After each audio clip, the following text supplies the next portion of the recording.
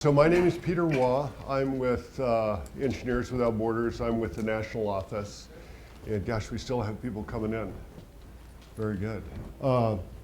So thanks so much for showing interest in this. We're really excited at EWB-USA about starting domestic projects again, because we've been on hiatus for domestic projects for a number of years now, and we want to, all the good work that we're doing overseas, we want to bring that back home, and the chapters want to bring that back home, and now we have a way of doing that. So we're really excited about this. And just a little bit about me, I've been on staff at EWB for going on 6 years now. Before that, I worked as a consultant in civil engineering, water resources engineering, and structural engineering. And so that's my background. And actually, we've got, and we'll explain this later, but we've got a couple of partners in this endeavor, and that's why we call it the Community Engineering Corps instead of just EWB. So we are partnered with the American Water Works Association and the American Society of Civil Engineers, and my colleagues Lindsay and Melissa are sitting up front, and they're going to also be presenting today. And they'll go ahead and introduce themselves when they get up and start their part of the presentation. So I guess let's start with our mission and vision.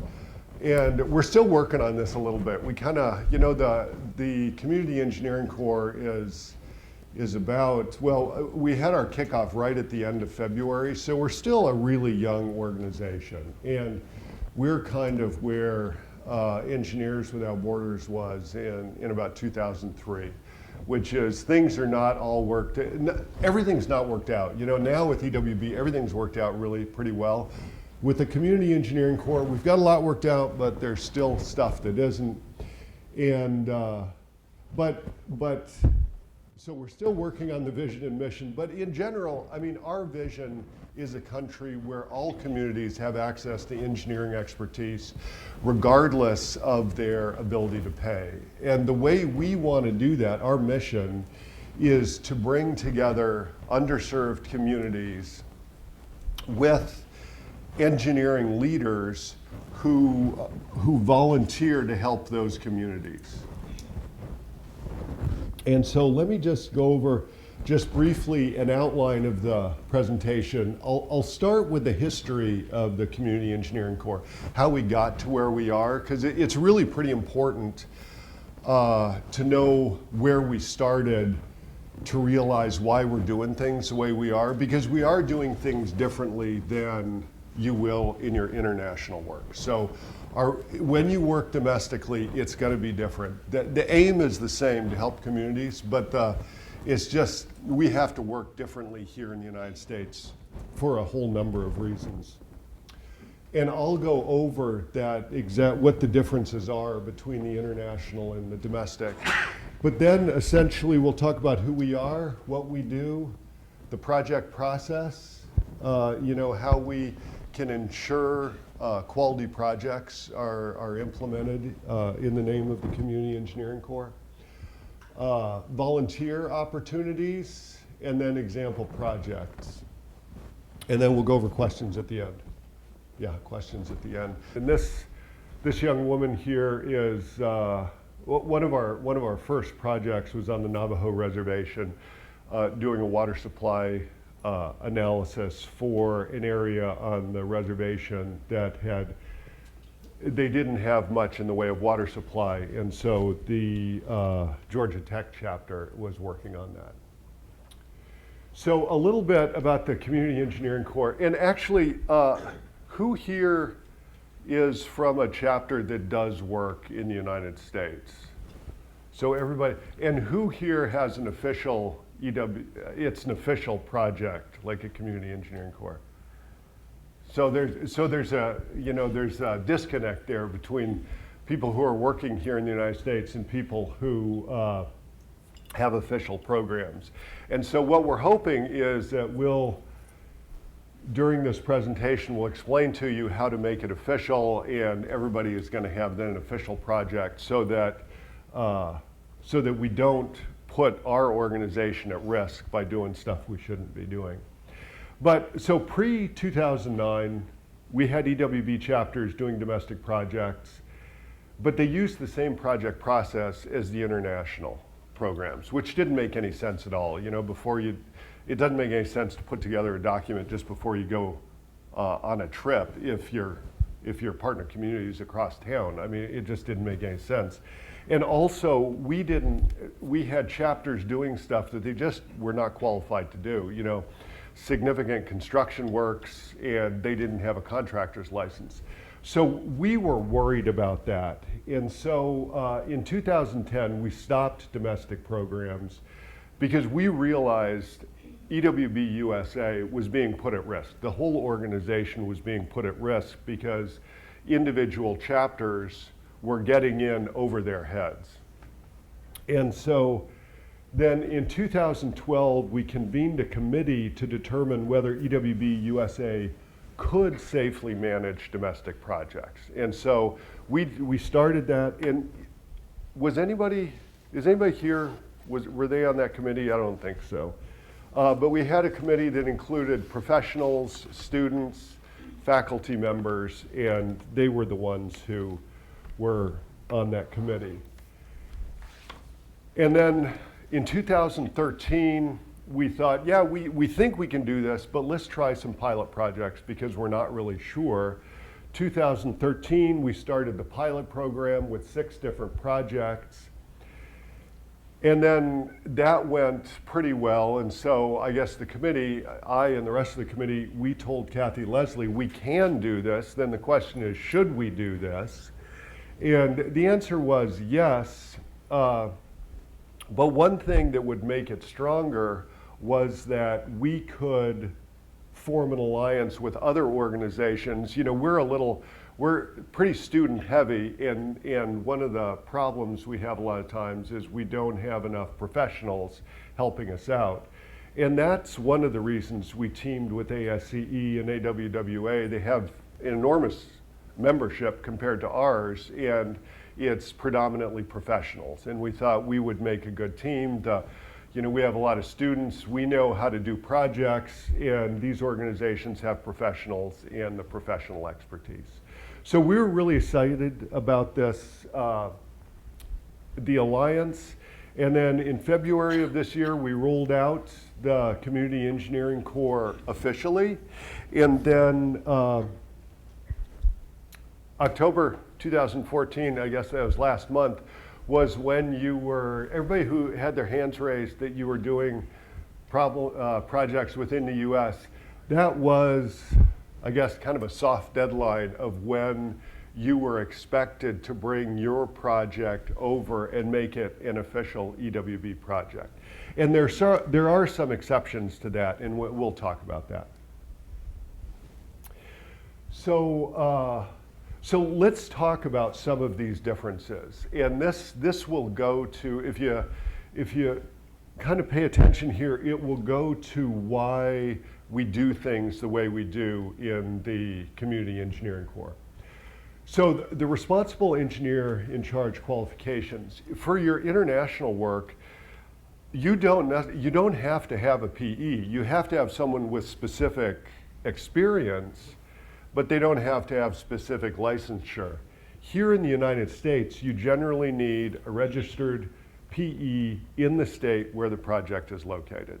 And so that is, it's a fairly major thing, and it can be kind of a stumbling block for some projects, because we have a project now in South Dakota, and we have folks who are interested in working on it, but nobody on the team has a South Dakota PE, so we're having difficulty adopting that project out. So what you're saying is that in Idaho, there's not going to be any domestic project possible if there's no PE? If there's no PE, okay. In general, there are some very small projects that might not need a PE in the state. If you don't need a PE in that area, then you don't have to have it. But in general, you know, even to sign an engineering services agreement, you need a PE. Okay. So the responsibility of the engineer in charge, you know, for our international work, basically they make sure that the project is in general conformance with basic engineering principles. Here, I mean, the responsible engineer in charge, the person who stamps the drawings, if there are drawings, or who signs the engineering services agreement, make sure that the project meets the specific standard of care and has passed specific regulatory requirements. So it's a more specific type of requirement here than for our international work. Are the drawings, are they stamped? I've never seen anything we've done in a foreign setting stamped. So well over 1,000 projects, never seen an engineering stamp. Here in the United States, depending on the type of work you do, there may be requirements that the engineer in charge stamp the drawings.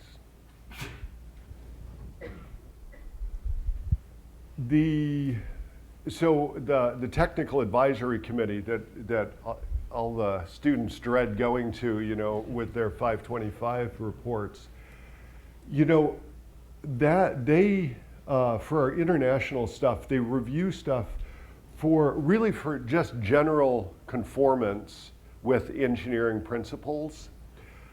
Here, they're going to review it for basically the same thing the responsible engineer in charge does, but specific requirements in that project area. And so it's going to be a narrower review and a more specific review, and probably a little more difficult review than for work that you do in the international setting. The professional liability, so we've done well over 1,000 projects abroad. We've never had a claim against us, which is pretty amazing. I don't think there's an engineering firm in the United States who's done 1,000 projects and hasn't had a claim against them. So the risk, the professional liability risk, is not as low here in the United States as it is abroad. I mean, we take on that risk as an organization, EWB-USA does, because we hold the professional liability insurance. And if you're an engineer in charge for a community engineering corps project, and that project is sued for any reason, it's just like you working in another firm. We stand behind you. We're the ones who take on that risk and have the professional liability insurance.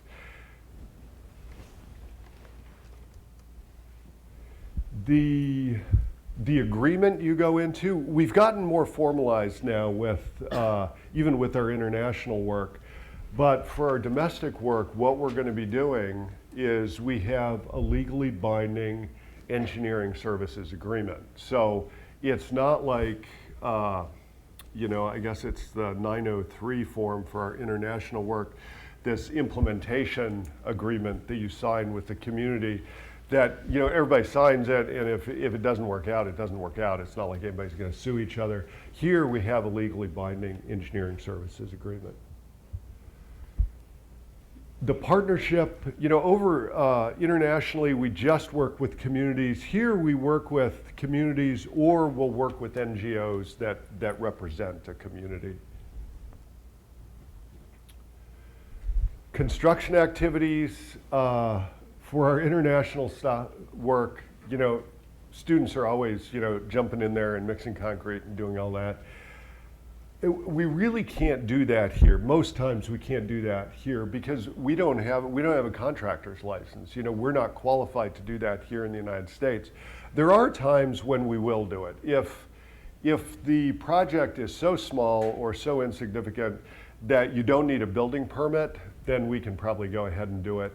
Or if the client then hires a contractor and you ask the contractor if you can be part of the construction process, and they say, sure, go ahead, and they're responsible, then we can be involved too. But we're not acting as the contractor in any of this. travel waivers and all that stuff, you know, that you have to do for every single trip, we don't do that. We don't do that for international, I mean, for the national work. You'll sign a waiver at kind of at the beginning of the project, and then that's done. So the regulatory review, internationally, generally there's none. Here, we haven't yet had a project where it's been a significant part of the project, but it could be. It could be a fairly significant part of the project to do the regulatory review. And the permits, generally none overseas. Here, it could be fairly significant. And you know, we missed, I missed one. And that is the fundraising. So I think kind of in a nutshell, what it comes down to is the work that you're going to be doing here in the United States, it's got some aspects that will make it more difficult than your international work.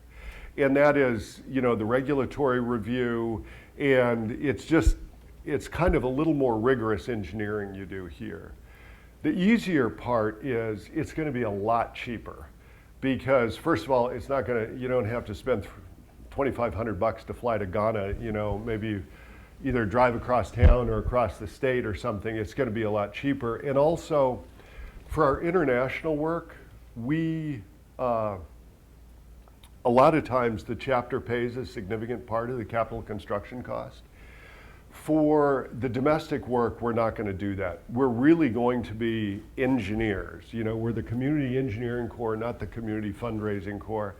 And so we'll be doing the engineering, and the communities will be doing the fundraising for the capital construction cost.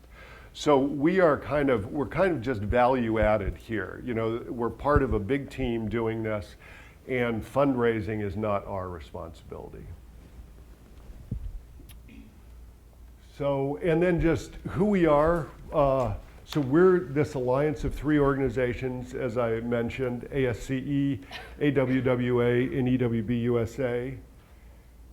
And now for what we do, and this is still me, right? We provide engineering services to underserved communities in the US, and believe it or not, that is state-of-the-art water delivery system for an area on the Navajo reservation, just because the getting water there is so difficult. The best option is you have a tank like that, and then you have a water truck that comes once a week, drives out there and fills it up, and that is the best option. So we provide engineering services to underserved communities. We're an engineering organization. We don't fund projects, we don't construct projects, and we don't work on non-engineering type projects. We will work on peripheral type things. So let's say you're working on a water system, and one of the issues is a rate study, and that you need an accountant to help you with that. We'll do that, you know, because it's related to an engineering project, but essentially we don't work on non-engineering projects.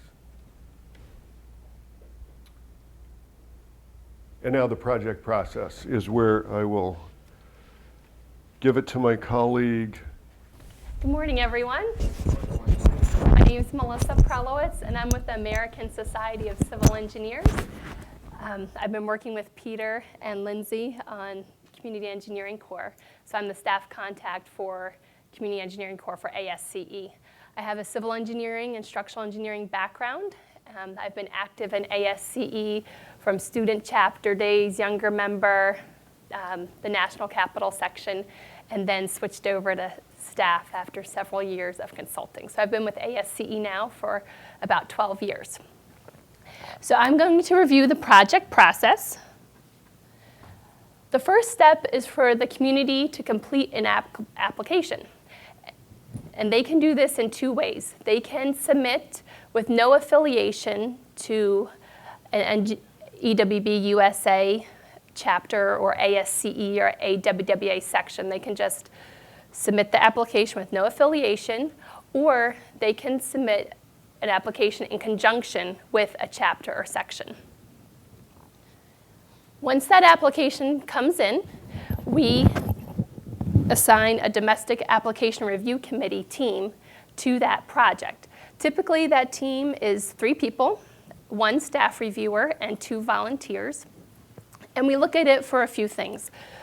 First, we look to make sure that it's aligned with CE Corps' mission and vision. We also look to see that the community that is applying is truly underserved, and we make sure that the scope of the project is feasible for us to accomplish. Once that is reviewed and approved, now we are looking for a project team, and the project team applies to adopt that project. And that application, you submit information such as who is going to be your technical lead, that responsible engineer in charge of the project, also other project team members, and you also need approval, leadership approval from your chapter. Once a project team and a community are approved and matched, then they work together, they develop a work plan and a scope of work, and that leads to the engineering services agreement that Peter referred to, and that is signed. And then throughout the process, we do have quality management throughout your project. And there is reports that need to be submitted, and they'll either be reviewed by staff or by a technical review committee. And these are the scope of work and the engineering services agreement are reviewed, as well as status reports, which have to be submitted every 4 months, and design reports. A design report is submitted anytime you are giving a deliverable to the community or a regulatory agency. Next, I'll talk about the volunteer opportunities. This goes hand in hand. I've already discussed a few of these things just going through the project process. But for chapters and sections, the volunteer opportunity is to be matched with a community. So if you don't have a community that you're working with, you can go to our open projects page on our website, see what is available, see who's looking for a project team, see what matches your expertise and skills and your interest areas, and apply. Or you can work with a community in your area or somewhere else and apply together. And just the notes at the bottom are reminders that 2 things need to be in place before you start on the project. And that's one, that it's an approved Community Engineering Corps project, and that you have been matched with that project and are officially approved to work on that. We also have individual opportunities. Those committees that we are talking about need volunteers as well. So we have the Domestic Application Review Committee. So if you're interested in reviewing those applications that come in, we always need volunteers for that. And for that committee, 2 years of experience is required in infrastructure analysis, design, management, or operation, and also membership in either EWB-USA, ASCE, or AWWA. There's also the Technical Review Committee, which we talked about, which is an essential part of our quality management process. And for that team that is assigned to a project from beginning to end, works through the project, and that's about 3 to 5 people, depending on the project. And for this committee, we require 4 years of experience in infrastructure analysis and design, and of course membership. And while it's not required, we do prefer, and we would like professional licensure for that committee as well. And then there's always providing mentorship for student chapters that need a mentor, providing that assistance and oversight and guidance to them. If you're interested in any of these areas, you can submit just a resume and a cover letter to our website, and we'd be happy to review it. Does anyone have any questions before we go to the next section of project examples? Yes? I have a question about the scope of work. So I guess maybe it's like a draft scope of work, and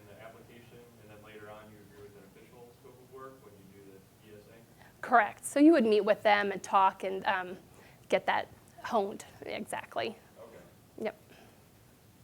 As a question, I'm from Alaska, and I know in rural Alaska there's a significant demand for like domestic water projects, that kind of thing.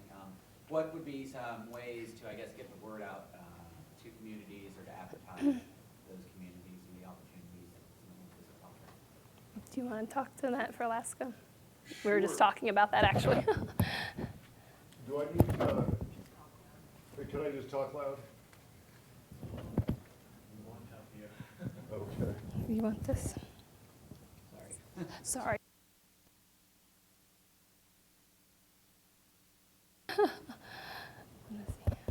So just as for getting the word out, I mean, if you know specific communities that could use our help, you could go talk to them. Otherwise, you can also talk to, I guess, the Indian Health Service, the USDA, or the US EPA. They've all got kind of a responsibility for water supply in rural areas. So you can talk to them and try to get that worked out that way. Is there somebody on your end, like I know we have a lot of native corporations, Alaska's kind of unique, we have native corporations. Right. Is there someone we could point towards in your direction, like, hey, who would we talk to on your end? Sure. I mean, you can actually, if you just use that CEC info at EWB-USA.org, that is, for the time being, that will always be a good email address. We're getting a new website, hopefully this coming week, and we'll have additional email addresses. But for the time being, you can do that. Yeah. Just quick. When you say talk to the communities, who in the communities do we talk to? Church members? Do we talk to the mayor? Like, who do we talk to of that community to get approval? Well, I mean, the community comes to us, so it's got to be a representative of the community that asks for our assistance. And so likely that would be the mayor. Or in this case, we've got some example projects coming up for a tribal situation. A lot of times, maybe it's the tribal council. Okay. So it's just the important figures of that community. Right, yeah. And so just like the international stuff, it's the community comes to us and asks us for our help. How do you Yeah, John? determine if a community is underserved or not? We don't have hard and fast rules for that. We have kind of, what we say is if the community could not reasonably be expected to hire an engineer to do the work on their own, then they're accepted. And so far, actually, it's been fairly easy for all the applications that have come in. The majority have been, they're needy. Generally, if it's a tribal situation, usually they're fairly needy. We had a couple situations inner city where we weren't really sure about it, but then we found out those areas were quite needy. And then we had a situation in California where it was for like a middle class neighborhood, and that was not what we do. So. I have a short question. What's like the approximate time frame for one of these projects? Like the international is like a 5-year approximate. So that's a really good question. One difference between the domestic and the international is the international, we do a program, a big program, get to know the community and stay there for 5 years. Here in the United States, we're really project by project basis. So the community asks us for help for a specific project, and then we will help them with that specific project. And it could be that our relationship with the community is 9 months, and then we've helped them what they need, and then we're done. Because there's so many more resources here in the United States that they can turn to for funding or whatever it is, that we don't need that long-term commitment to them. But we will stay as long as we need to until they are able to maintain and operate the facilities that have been constructed, yeah. Okay, I'm gonna just cut in. Okay. They can't hear their questions. Oh, all So right. if you have questions, I can come and give you the mic so that you can repeat your question out loud. Okay. I mean, how about, can we hold the rest of the questions till the end? And that, okay, very good. And now Lindsay is up, right?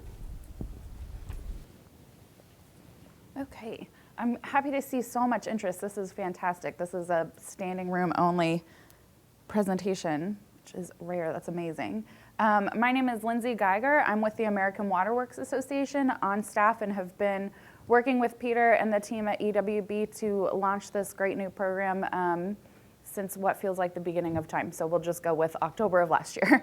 And so I wanted to show you a few project examples of pilot projects, projects that are ongoing right now, and some open projects that we have on the webpage. If you see your project on the screen, please don't be shy, raise your hand and share a little bit more information about that project. I by no means mean to steal your thunder. So the first one that we have up is from the Spirit Lake tribe in North Dakota. This was one of the pilot projects that the EWB Central Houston Professional Chapter worked with this community to kick off and kind of show the proof of concept for the Community Engineering Corps. And so what they're working on now is a conceptual design for an additional community center that you can see the schematic in the bottom picture here. So this kind of shows you one of the different types of projects and how you can come in as a EWB chapter, student or professional chapter, working with the community to put forth and work on a project together. A little bit different here, we have a project in Louisiana. The EWB New Orleans Professional Chapter is working with the community of Conrad Park to mitigate their stormwater and flooding issues. So here you can see a little bit more depth and variety in the types of projects that we work on, and also speaking to, yes, we do work in urban areas if the need arises and if this community, which they were able to prove their need. So we're not just completely rural areas, we do work in more urban centers like New Orleans.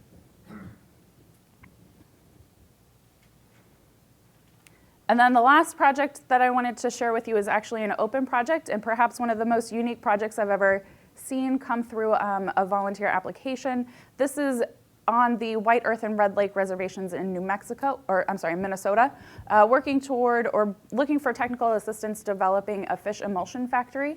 So help and assistance in using their fish waste to create more fortified fertilizer for their agricultural crops. And so this is an open project. So this means that if you click onto the webpage, same with your international projects with EWB, clicking onto the webpage, onto the open projects, you'll see this listed here, and if you contact us, we'll be able to send you more information, and you'll be able to apply with your chapter, section, and project team to work on this project with this community.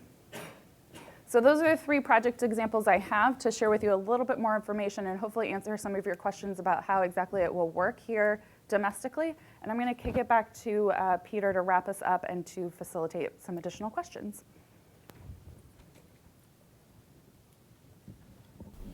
Okay, so I think the way we'll do questions, maybe we'll do one of these that we'll pass around for questions, and this one we'll pass around up here between the 3 of us to answer them.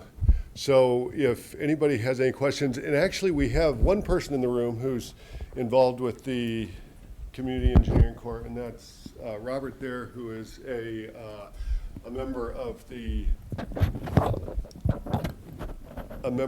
Application Review Committee. And so, did you want to say anything, Robert? About nothing. Okay. You have a question in the back? Sure. I'm on the TAC. Oh yeah, you're on the. I'm sorry, on the Robert I didn't see you. Technical Review Committee back there. Okay, So, if you can start by saying your name and which chapter you're with, that would help. So you're first. oh, just a second. My name's Stephen Mitchell. I'm from the NC State chapter. I had a question. I realize this isn't. You said not fundraising. That's not really a part of this. For student chapters, you're traveling domestically and whatnot. Kind of what's that role of providing that travel money, or if we have to stay overnight or fly. So, like our international projects, the domestic projects, you are responsible for the costs associated with the assessment and design activities. Depending on where it is, it could be essentially zero. We've got Temple University that has adopted a project in their hometown, and it's essentially zero.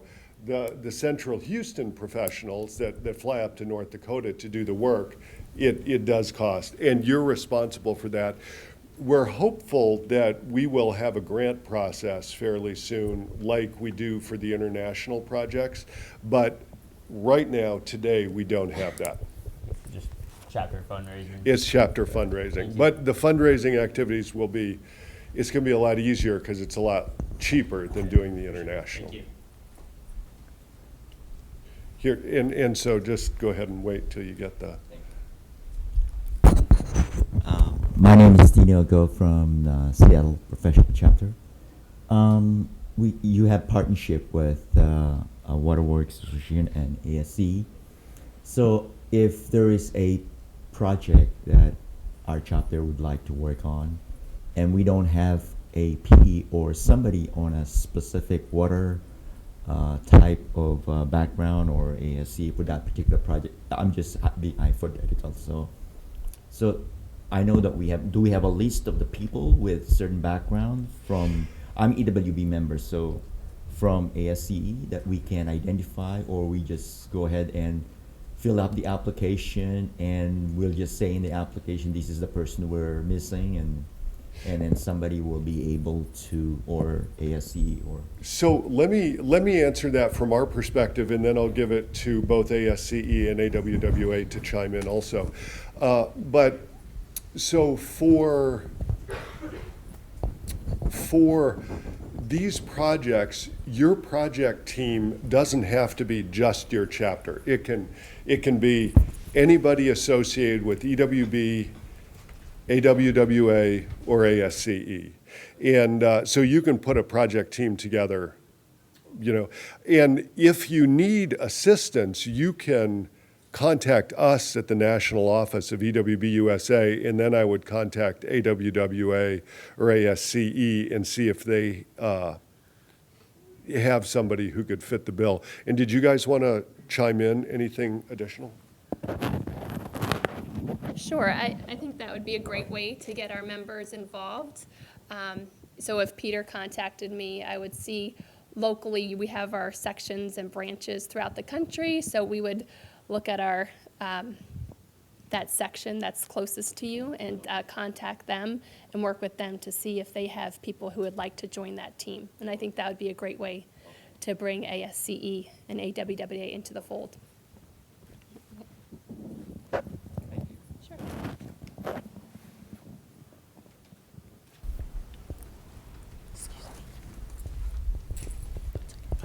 My question is kind of related to his in some way with the professional stamp. I know typically, like with an engineer, firm, if you need drawings in another state that you're not licensed in, you typically pay a fee to an engineering firm to review it and accept liability for those drawings.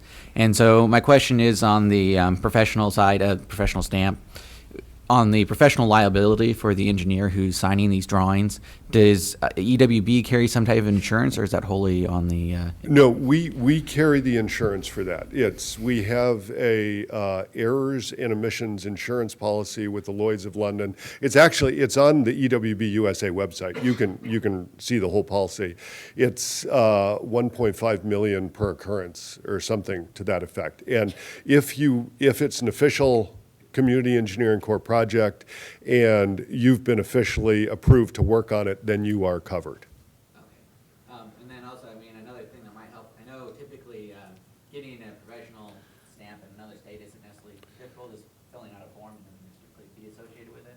Would there be a way of maybe putting that that resource by state together for engineers looking to get licensed? I think I don't think we have that. I don't know, does ASCE have anything like that about something about how to get licensure in other states? We don't. We typically refer to NCES and going to your state licensure boards because every state is different and they accept different things. So that is, comedy would be an avenue to pursue, but trying to list it for the 54 jurisdictions would just be too much. So we would just look at that on a case-by-case basis. Okay, can I add on to that? I'm studying for my Yes, PE. you can. Yes, Thank you you. I'm studying for my PE right now, so I have some ideas about that. Of course, it's valuable for you to have your PE in multiple states, and there's like a list of like a table of which ones accept others. So that's through SEES, like you said. Yep. But I did have a question as well. Can I ask that? Yeah, go for it. First of all, this is it's really very exciting to be at this stage, and you can see all the interest. It's really cool. So could you tell us a little bit more about that stormwater project? So I have some ideas for a similar project. Yeah.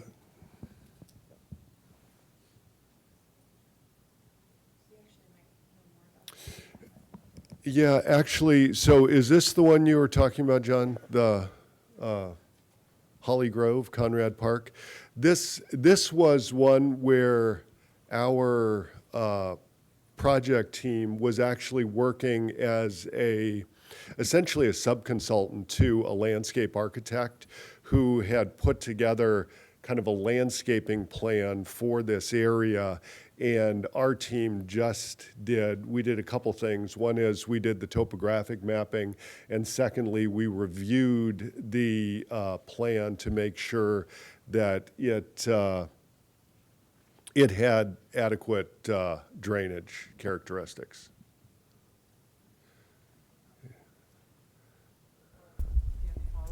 Yeah.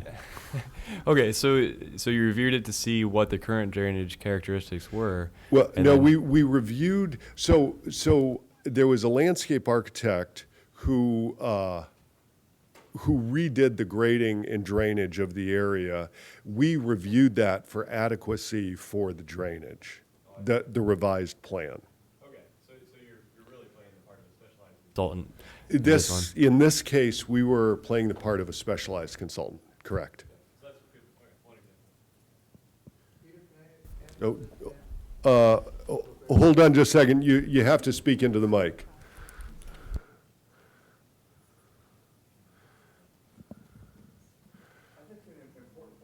Project. I'm Robert Prigger. I was on the TAC. I was one of the reviewers. Important part of this project was they were greening this park also. So they were adding a rain garden and a lot of other stuff. So it wasn't just a simple, let's make sure the ditches are the right size. So it was really doing the whole concept, looking at roof drainage and everything else. So it was a little more than what Peter said. Okay.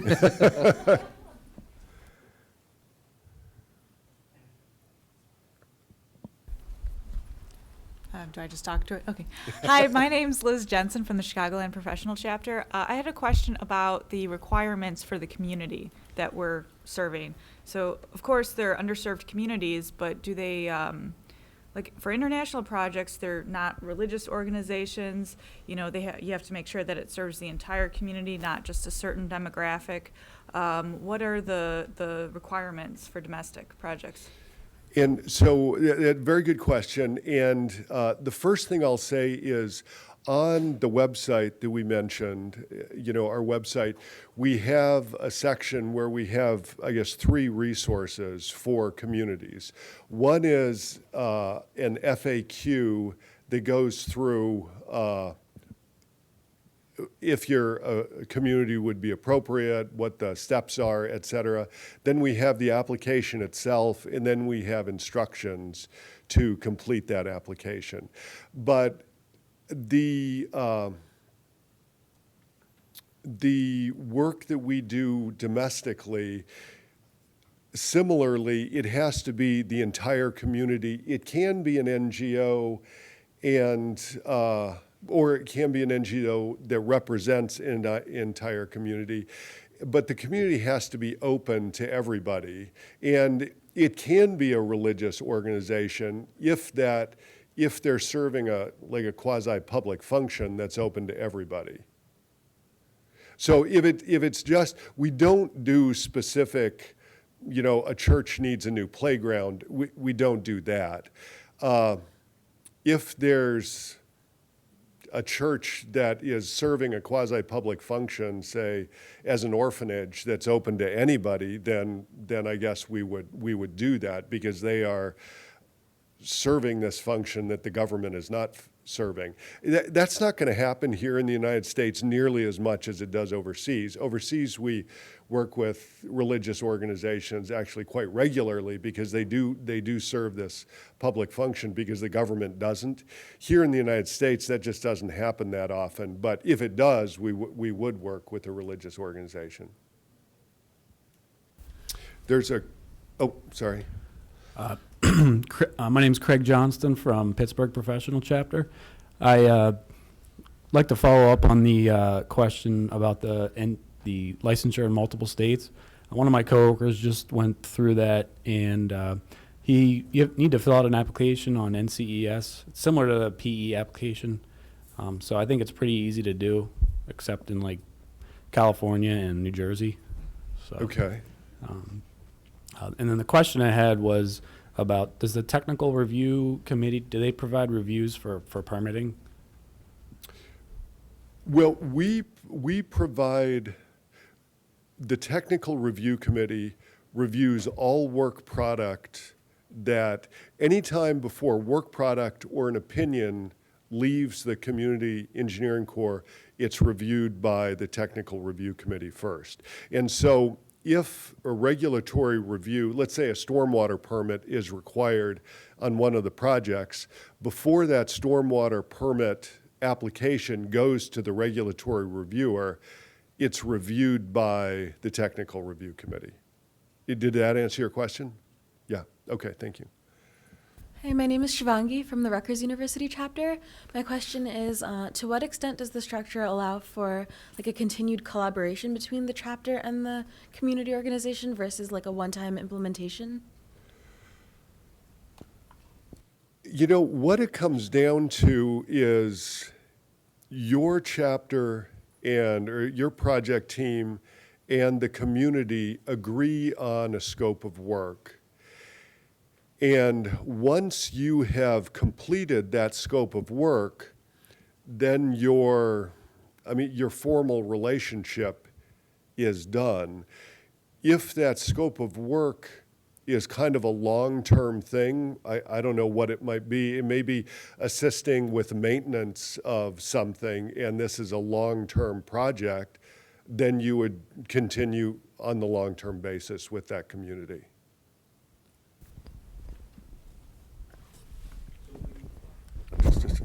My name is Amir Omari. I'm from the Madison, Wisconsin Professional Chapter.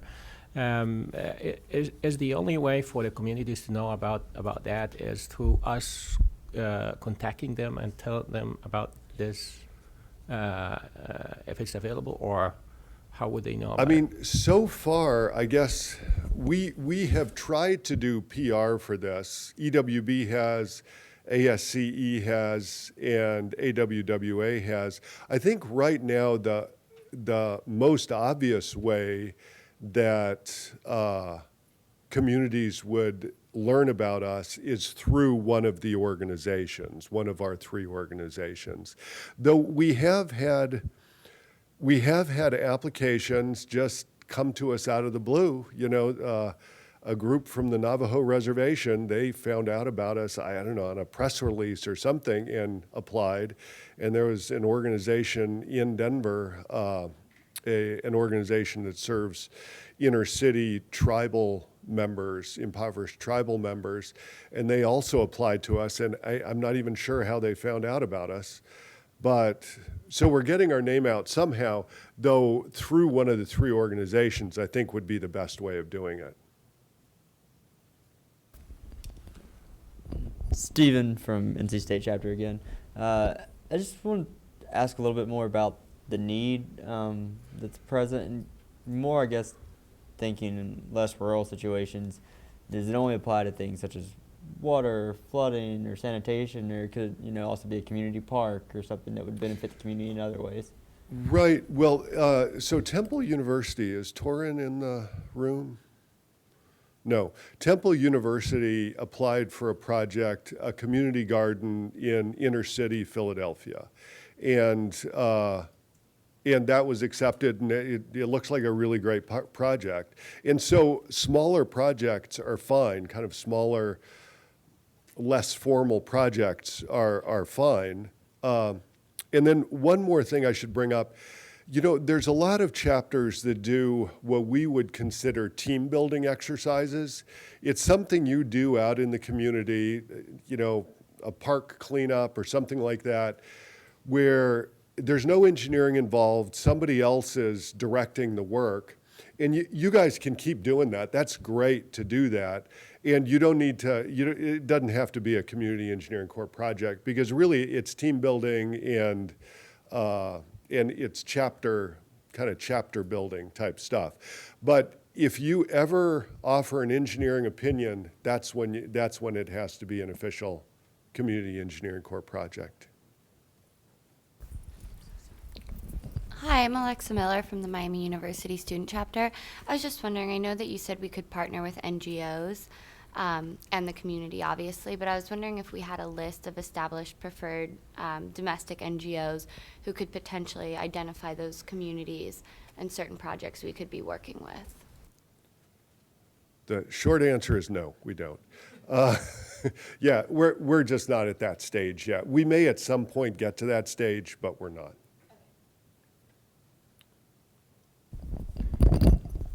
Hello, my name is Bill Malloy with the Philadelphia Professional Chapter, and my question is, how does this program differ from the EWB-USA Engineering Service Corps? There was a presentation yesterday, but I wasn't there. Right. The Engineering Service Corps is for work. First of all, they do work abroad. They do not do work in the United States. And the Engineering Service Corps is really kind of a specialized part of our international work. And so if you want to do anything in the United States, it's the Community Engineering Corps. If you want to do anything outside the United States, it's not the Community Engineering Corps.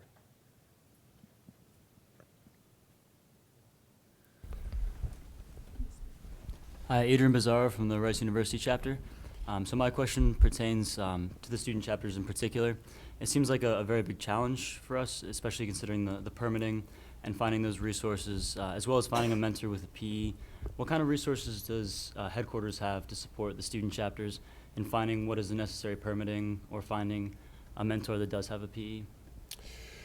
So right now, you know, if you're putting together a project team and you can't find a mentor who has the requisite licensure, you can ask us. We will go to the membership of the three organizations and try to help you out on that. We can't guarantee anything, but we have a lot of folks to go to, and so we're fairly confident as the program grows, we'll be able to, you know, find folks to help you out on that.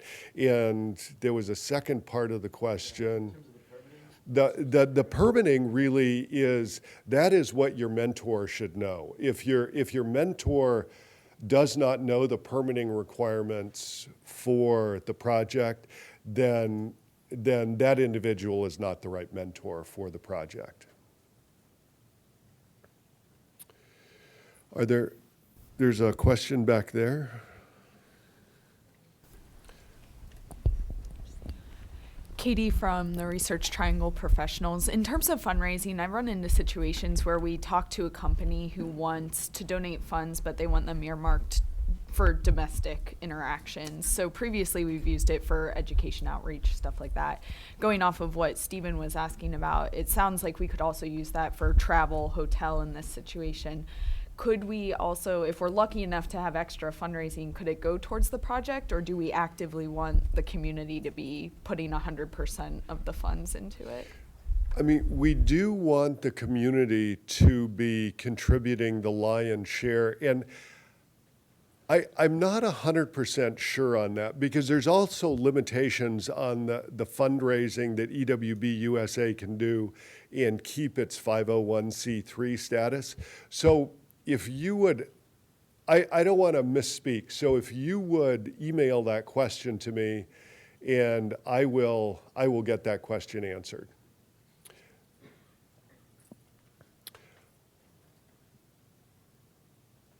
My name is Dino Go from Seattle chapter, professional chapter. We understand the EWB traditional project process, and thank you. And that is, at the completion of the project, we expect the community to sustain the project, to maintain the project. Of course, in these projects that I'm seeing here, actually, these are people, these are community members who will be benefiting from that project, and there's no expectation or training that we need to conduct to train these people on how to maintain their project. Because in a traditional EWB project, there's that expectation. We have the project evaluation, monitoring, and also the training and making sure that project becomes sustainable. So how do you address that Well, issue? we have the same expectation here that that the community will be able to operate and maintain the constructed facilities on their own. I guess what we've shown, they don't have really significant operation and maintenance requirements. Though there might be for, let's say we do a water system for a community, the operation and maintenance of that is going to be a significant part of the design aspect. So what we have so far, though, within the Community Engineering Corps is not any kind of we haven't had any projects that require significant operation and maintenance. With a solar project or something like a solar pump.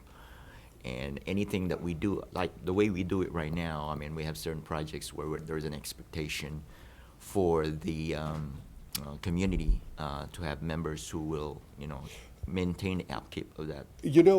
Here in the United States, I don't know if you need community members to do that, or what you need in general is what happens here in the United States. You need the community members to be rich enough to be able to hire the maintenance folks who do that work. I mean, we're not going to